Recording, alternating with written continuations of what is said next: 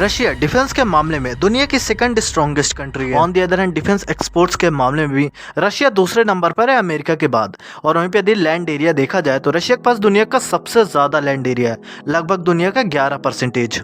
Russia के पास तो खुद को नेचुरल ऑयल गैस रिजर्व भी हैं। नेचुरल गैस के रिजर्व तो लगभग दुनिया में 10 ही कंट्रीज के पास है। तब भी आखिर रशिया इतना इकोनॉमिकली वीक क्यों है? जीडीपी के मामले में तो रशिया दुनिया में 11वें नंबर पर है। रशिया की इकोनॉमिक ग्रोथ भी बहुत कम रहता है। आइए जानते इस वीडियो में। रशिया उसी सोवियत यूनियन का पार्ट है जो कि दुनिया में राज किया करते थे। 1922 में सोवियत यूनियन का फॉर्मेशन हुआ था, लेकिन वर्ल्ड वार 2 के बाद 1991 में फिर से ये सारे ब्रेक हो गए थे और लगभग 15 देशों में डिवाइड हो गए थे।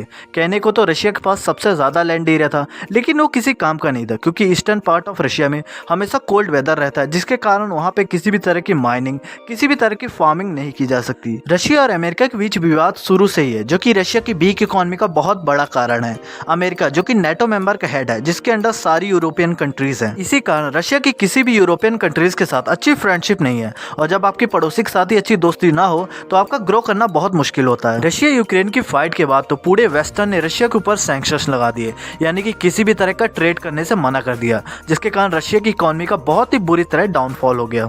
मॉस्को सेंट्रल बैंक जो कि हर साल लगभग 70 से 80 बिलियन डॉलर का रेवेन्यू जनरेट कर देता था, 2023 में इस बैंक का रेवेन्यू 6 बिलियन डॉलर था।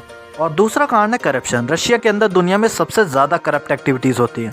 अब वहाँ के प्रेसिडेंट व्लादिमीर पुतिन के ऊपर ही 200 बिलियन डॉलर के करप्शन का चार्ज है।